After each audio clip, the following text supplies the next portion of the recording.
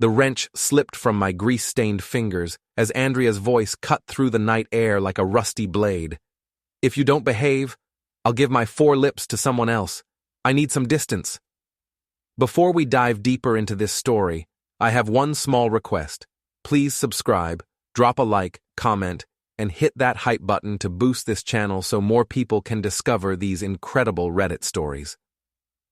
I froze under the hood of my beat-up Chevy, the garage's fluorescent light casting harsh shadows across the concrete floor. 4 lips. Hell, I was lucky if she gave me 2 words a day anymore. The irony wasn't lost on me. Here I was, fixing everything but my marriage. "Mom, that's disgusting." Sophie's voice cracked through the kitchen window. My 19-year-old daughter sounded mortified but not surprised. That stung worse than the comment itself. "Don't lecture me, young lady. Your father hasn't touched me in months. A woman has needs." I wiped my hands on an old rag, each word hitting me like a punch to the gut. 23 years of marriage, and this is what we'd become. Strangers sharing a mortgage in Edgewater, Michigan, population 8,400 and shrinking every year like my bank account. The kitchen light flicked off, and I heard Andrea's heels clicking across the linoleum. Those heels had been clicking out the door a lot lately, always with some excuse about work events or girls' nights.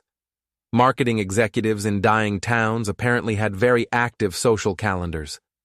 I grabbed a beer from the mini-fridge I'd installed in the corner, my one sanctuary in this house that felt more like a prison every day. The Budweiser was warm, but it matched my mood. Through the grimy window, I could see Mrs. Rourke's curtains twitching. That old bat probably heard the whole thing. By tomorrow morning, half of Edgewater would know about Andrea's 4 lips comment. My phone buzzed. A text from Frank, my old boxing coach who now ran Murphy's Bar downtown. "Still coming tomorrow? Need to work on that left hook." I typed back, "Yeah, might need to work on more than that." The truth was, I'd been going to Frank's gym 3 times a week for the past 2 months, ever since I'd noticed the changes in Andrea. She'd started wearing makeup to the grocery store, bought new underwear that I never saw, and developed a sudden interest in fitness. Not with me, of course. She'd joined some fancy gym across town with her best friend Lila. Lila Morrison, 44 years old and proud of it, divorced twice, and the kind of woman who treated life like it was one big party she was hosting. She'd been filling Andrea's head with nonsense about living your best life and not settling for mediocrity. Easy advice when you're collecting alimony from 2 ex-husbands. I finished the beer and grabbed another, settling into the folding chair I'd positioned perfectly to face away from the house. The lake was barely visible through the trees, but I could smell it. That mixture of fish and decay that defined Edgewater. This town used to thrive when the auto plant was running. Now it was full of empty storefronts, broken dreams, and apparently broken marriages. Andrea's car started in the driveway. I checked my watch, 10:47 p.m. Another emergency at work, no doubt. I didn't bother going to the window to watch her leave. I'd done enough watching lately. The garage door creaked as a breeze picked up, rustling through the boxes of Christmas decorations we hadn't used in 3 years. Everything in here told the story of our decline. Old photo albums buried under tax returns, Sophie's childhood toys gathering dust next to Andrea's abandoned exercise equipment. My phone buzzed again. This time it was Sophie. "Dad, are you okay?" I heard what Mom said. I stared at the text for a long moment, then typed, "Just working on the truck. Get some sleep." But sleep wasn't coming for me anytime soon. I had too much thinking to do, and Andrea had just given me plenty to think about. 3 days later, I was elbow deep in Mrs. Patterson's transmission when my world shifted again. Andrea had left her jacket draped over the kitchen chair, unusual for someone who'd become obsessively neat about her appearance. The jacket was new, expensive, not the kind of thing you buy for PTA meetings in a town where the biggest excitement is the annual corn festival. I told myself I was just moving it to the closet, being helpful. The phone that tumbled out of the pocket said otherwise. Not her regular phone. This one was smaller, cheaper. A burner phone, like something out of a crime show. My hands shook as I powered it on, knowing I was crossing a line but unable to stop myself. The messages hit me like a sledgehammer. Can't wait to feel those lips again. All 4 of them. T. Tonight was incredible. Your husband has no idea what he's missing. T.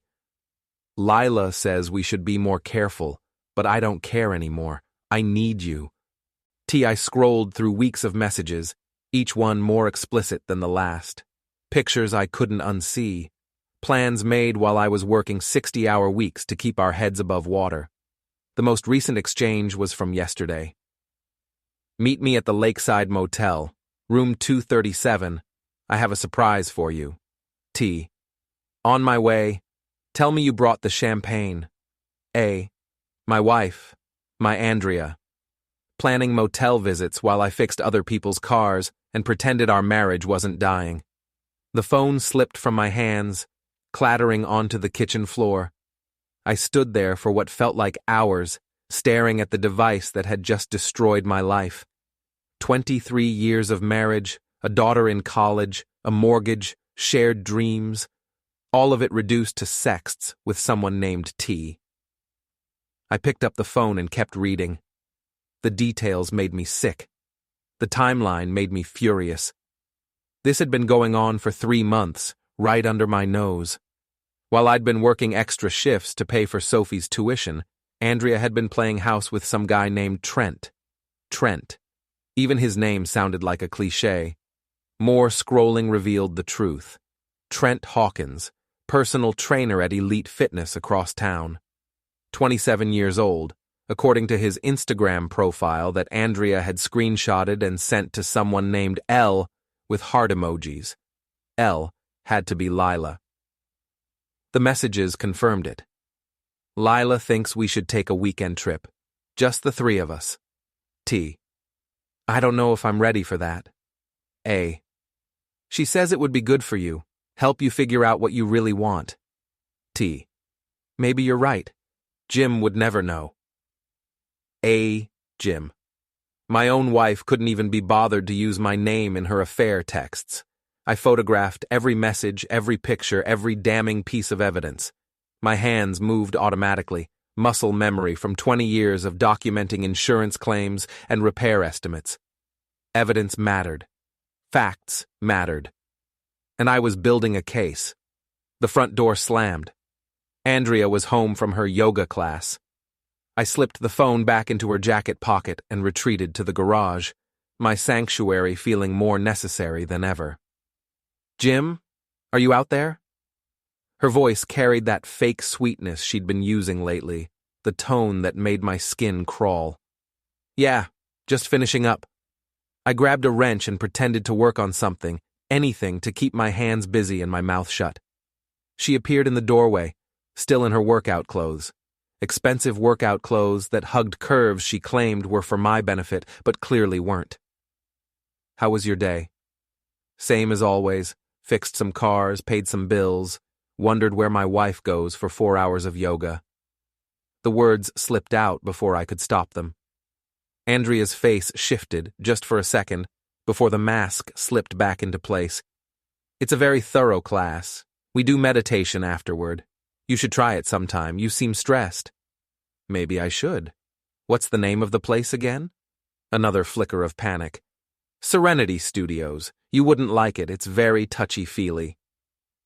Serenity Studios had closed 6 months ago.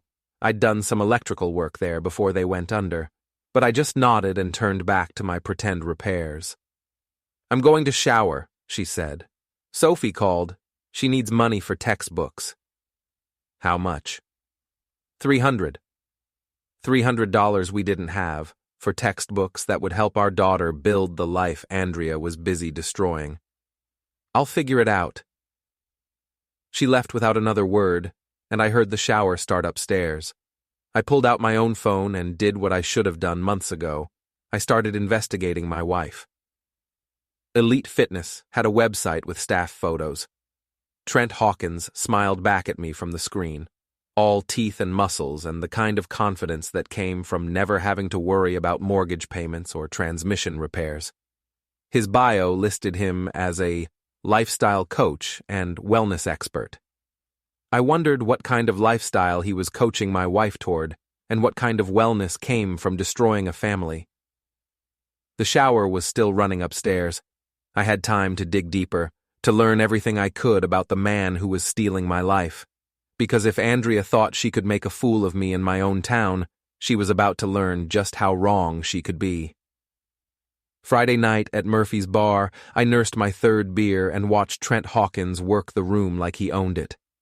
He'd shown up an hour ago with a group of 20-somethings, all of them hanging on his every word about protein shakes and life optimization. Frank slid another beer across the bar without being asked. "You've been staring at that kid for 20 minutes. Either ask him to dance or tell me what's eating you." "That's him," I said quietly. "The trainer." Frank's weathered face darkened. He'd been around long enough to understand without explanation. "Want me to throw him out?" "Not yet. I want to see what kind of man steals another man's wife." As if on cue, Trent's laugh boomed across the bar. He was telling some story about a client who couldn't do a proper squat, miming the movement with exaggerated hip thrusts. His audience ate it up, especially the blonde in the tight dress who kept touching his arm. "Looks like a real winner," Frank muttered. I pulled out my phone and pretended to scroll through messages while actually recording.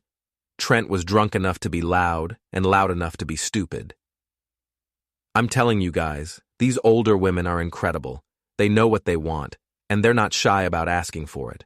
This one I'm seeing, married, but her husband's a total loser, works with his hands all day, comes home covered in grease. She deserves so much better." The blonde giggled. "Isn't that kind of risky? What if he finds out? What's he going to do? Guy looks like he hasn't been in a fight since high school. Besides, she's the one with the money in that relationship. Marketing executive, drives a nice car, pays for all our hotel rooms." My grip tightened on the phone. Andrea didn't have money. We had debt and a second mortgage, yet somehow she was paying for hotel rooms with this clown. "You should see the pictures she sends me," Trent said, showing his friends his phone. "She's incredible for 43. Something inside me snapped. I stood so fast my stool hit the floor. The bar went quiet. "Trent Hawkins," I said, walking toward him. He looked up, clueless. "Do I know you?" "Not yet, but you know my wife." Color drained from his face. His friends froze. "I think you've got the wrong guy." I played the recording from my phone. "She's married, but her husband's a total loser." The sound filled the room. Trent's jaw tightened. "I heard you bragging about sleeping with my wife," I said. "I heard you calling me a loser. So here's what's going to happen. You'll delete every picture, every message, every trace of her. Then you'll stay away. From her, from me, from my family." He swallowed. "Or what?" "Or I tell everyone. Your boss, your parents, your clients. This is a small town, Trent. I won't even need to shout." The blonde beside him whispered, "Is it true?" "Yeah," I said. "And if you're smart, you'll run." Trent grabbed his jacket and bolted, his friends behind him. The bar stayed silent. Frank appeared beside me with a beer. "Feel better?" "Not yet," I said, watching Trent's car scream out of the lot. I took a slow sip. The rage was cooling into something colder, sharper. Phase 1 was done. Now it was time to go home and talk to my wife. Andrea was in the kitchen when I got home, still wearing the black dress from her client dinner. The burner phone lay between us like a loaded gun. "We need to talk." "Yeah, we do." I sat and studied her. She was still beautiful, made everything worse. Trent called, said you made a scene at Murphy's. Did he mention him showing your pictures to his buddies? Or just my feelings? She didn't deny it. "How long?" I asked. 3 months, she whispered. 3 months, I repeated, letting the words land. 3 months of me working extra while you played house with a kid who could be your son. It's not like that. Then explain it. How does my wife of 23 years end up in motel rooms with a trainer? She turned to the sink. You wouldn't understand. Try me. When's the last time you looked at me and made me feel like anything but a roommate who pays half the bills? Her words cut. We stopped trying. We became strangers. So it's my fault? I asked. It's ours. Her voice broke. Lila introduced us. He made me feel young. Lila knows everything? The name tasted bitter. Everything. I want a divorce, she said, calm and final. The word hung like smoke. What about Sophie? She's 19. She'll understand. Does she? Or will she learn from Trent's drunken friends? My voice hardened. This isn't about us. It's about you throwing away what we built because someone made you feel something you forgot how to feel here. Silence. The refrigerator hummed. 23 years reduced to unpaid bills and accusations. I want you out, I said. This is my house too. Then I'll leave, but Sophie hears it from us. No gossip network. She nodded, mascara streaking. I grabbed my keys. I'll sleep at Frank's tonight. I'll figure out the rest tomorrow. Outside, the night was cool and clean. For years I'd swallowed and defended. Tonight I walked away knowing I wouldn't be the man who only kept the peace. If Andrea wanted a spectacle, she'd made one, and she'd just started a fight she hadn't thought through. Sophie's voice cracked through my phone at 6 a.m. Dad, what the hell is going on? Mom's Instagram story is insane. I sat up on Frank's couch, coffee-black thoughts. What story? She posted pictures with some guy, captions about living authentically. People are asking where you are. Andrea had gone public less than 12 hours after our kitchen fight. 5 glossy photos, wine glasses, fired-up captions, finally living my truth. The comments were a war zone. Someone called her a homewrecker. Lila cheered her on. My name was missing from her life and from her story. Sophie waited for me in the driveway, face streaked with tears. Is it true? She asked. I told her the truth, 3 months at least. She collapsed. For a moment she was 5 again, a child I could fix with a kiss. This wasn't a scrape. This was a wound. Messages blew up my phone.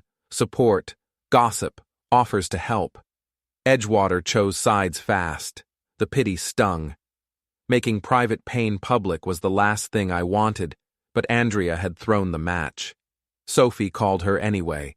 Andrea answered with practiced brightness. I'm happy. I'm choosing myself. Sophie's voice broke. Adults don't post pictures of affairs. Adults don't destroy families for some guy. Andrea's reply was flat. We haven't been a family for years. After the call, Sophie hurled her phone across the room. I hate her. You don't, I said. You're angry. She's still your mother. I brewed coffee and watched the morning shrink the town's streets into something smaller, meaner. The betrayal had been photographed, captioned, and shared. If Andrea wanted a spectacle, she'd made one, and she'd forced my hand.